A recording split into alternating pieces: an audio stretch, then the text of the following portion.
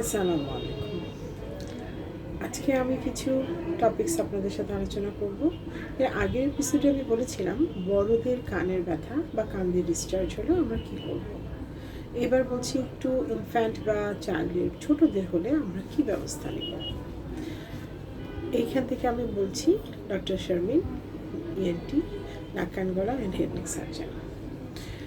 এখন এই যে বাচ্চারা যখন আপনাকে কমপ্লেন করে, ছোট বাচ্চা বলতে পারে না, ধরেন 4 মাস, 6 মাস, 9 মাস এই ধরনের বাচ্চাদের বয়সে যখন কান ব্যথা বলে, বা সাডেন করে বাবা মারা আপনারা যখন দেখেন যে বাবা বারবার বাচ্চা কানে হাত দিচ্ছে, আনইজি ফিল করছে, এবং কিছুদিন পর বা একদিন পরেই দেখছেন কান দিয়ে একটু পানি পানি চলে আসছে, এই ধরনের কেসগুলোতে আপনি কী করবেন?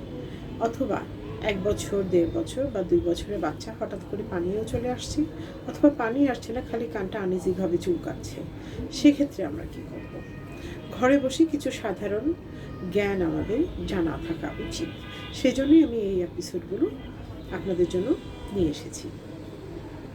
ছোট বাচ্চার ক্ষেত্রে যখন বয়স হবে সাপোজ কয়েক মাস, সেসব ক্ষেত্রে বেশিরভাগ ক্ষেত্রেই কান ব্যথা বা কানে হাত দিচ্ছে বাচ্চা, এবং এর পরপরই দেখছেন যে কানে পানি চলে আসছে, এবং সেই ক্ষেত্রে বাবা মারা খুব উদ্বিগ্ন হয়ে ডক্টরের কাছে চলে আসে। কেন আসছে পানিটা? কান দিয়ে তো পানি আসাটা আমি আগের এপিসোডেই বলেছি, কখনোই কোনো স্বাভাবিক জিনিস না। ছোটদের ক্ষেত্রে সাধারণত যখন যারা ব্রেস্ট ফিডিং করে বা যাদেরকে শুয়ে থেকে আপনারা ফিডার দিয়ে খাওয়ানোর চেষ্টা করেন, তখন আমাদের মাথাটা বাচ্চাদের ফ্ল্যাট হয়ে থাকে। ফ্ল্যাট হলে হয় কি, আমার নাকের সাথে গলার সাথে আমাদের যে সলোয়িংয়ের যে একটা রাস্তা থাকে কানে, সেই জিনিসটা আর বাচ্চাদের ক্ষেত্রে অনেকটাই স্ট্রেট থাকে। আর স্ট্রেট থাকলে কী হবে, বাচ্চা যখন দুধ সলো করবে তখন ওই স্ট্রেট আমাদের ওই টিউবটা থাকার জন্য, স্ট্রিশন টিউব, এবং তার সাথে আশেপাশে যখন যেহেতু স্ট্রেট থাকে জিনিসটা, বাচ্চাদের ক্ষেত্রে ইনক্লাইন থাকে না, তখন সোয়ালোইংয়ের পাশাপাশি কানের ভেতরের রাস্তা দিয়ে সোয়ালোইংয়ের সময় দুধটা পাস করে যায়, এবং কানের পেছনের অংশে সেটা জমতে থাকে।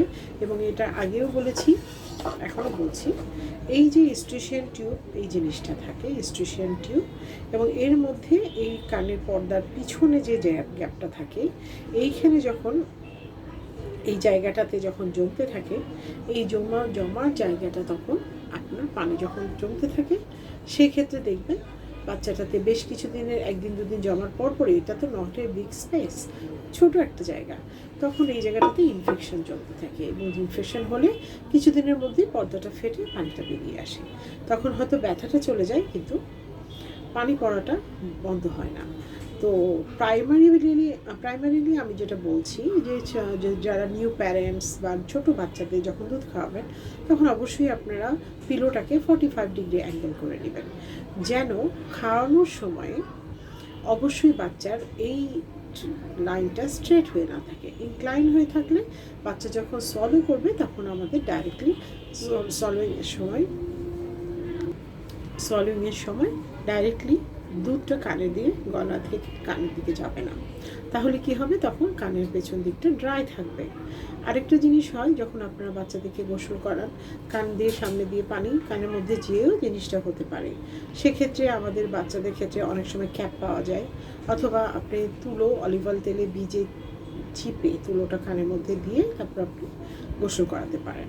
এটা হচ্ছে সাধারণ কিছু নিয়ম আমি বলে দিলাম। বাচ্চাকে শোয়ানোর সময় স্ট্রেটভাবে শোয়ায় দুধ খাওয়াবেন না, এবং গোসলের সময় সাবধানতা অবলম্বন করবেন। আর যারা বাচ্চারা ধরো শুয়ে খাচ্ছে না, কিন্তু বাচ্চাদের কানে ইচিং হচ্ছে, ইচিংয়ের পরে আস্তে আস্তে কানটা মাঝে মাঝে সর্দি ঠান্ডা থেকে তারপরে দেখা গেছে যে পানি পড়া শুরু হয়েছে। প্রথমত আগের কেসই যেরকম বলেছিলাম, যে কানে যদি সর্দি ঠান্ডা থাকে না, এরপর পরই শুরু হয়ে যায় যে আস্তে আস্তে পানিটা জমে কান থেকে পানি পড়া, সর্দি ঠান্ডার পরপরই। তো সর্দি ঠান্ডাটাকে অবশ্যই আমরা অ্যান্টিহিস্টামিন বা কিছু একটা ব্যবস্থা নিয়ে পার্শ্ববর্তী ডক্টরকে দেখিয়ে অবশ্যই একটা ব্যবস্থা নিতে হবে, যে ঠান্ডাটা আমরা বেশি দিন বাচ্চাদেরকে নিয়ে রাখবো না। বেশি দিন ঠান্ডাটা থাকলেই ঠান্ডা হয়তো নাকের ঠান্ডাটা সেরে যাবে, কিন্তু কানের ঠান্ডাটা তখন শুরু হয়ে যাবে, কান দিয়ে পানি পড়া হোক, কানে মিডল ইয়ার ইনফেকশন হোক, হোয়াট এভার। আর সেকেন্ড হচ্ছে কিছু কিছু ক্ষেত্রে বাচ্চাদের কান ইচিং করে, চুলকায়। এই ক্ষেত্রে আমি বলবো মোস্ট অফ দ্য ক্ষেত্রে বাচ্চাদের অনেক সময় ফাঙ্গাল কারণে হয়। ধরেন ছোট বাচ্চাদের, চাইল্ডের যাদের দৌড়াদৌড়ি করে, মাথা ঘেমে যায়, খুশকি হয়, সেই খুশকি কানের ভিতরেও হতে পারে।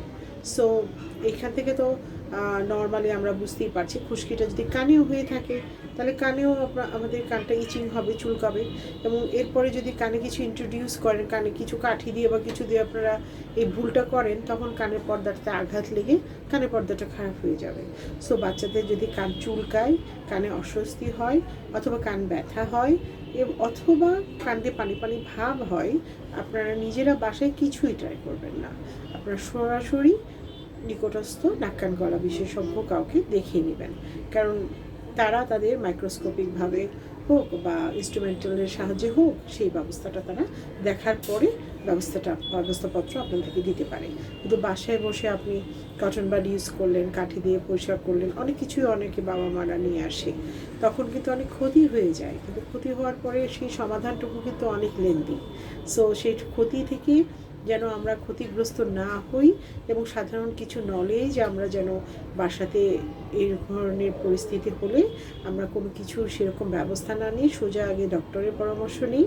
সে কারণেই আমার এই ছোটো ছোটো এপিসোডগুলো তৈরি করা। এবং এটাতে যদি আপনাদের কিছু উপকারেও আমি আসতে পারি, তাহলে আমি অনেক বেশ ধন্য মনে করব। এবং আশা করি কিছু নলেজ আপনাদেরকে আমি দিতে পারছি। সাধারণ এই নলেজটুকু সবারই একটু জানা উচিত। ধন্যবাদ। ইনশাআল্লাহ পরবর্তী দেখা হবে। আসসালামু আলাইকুম।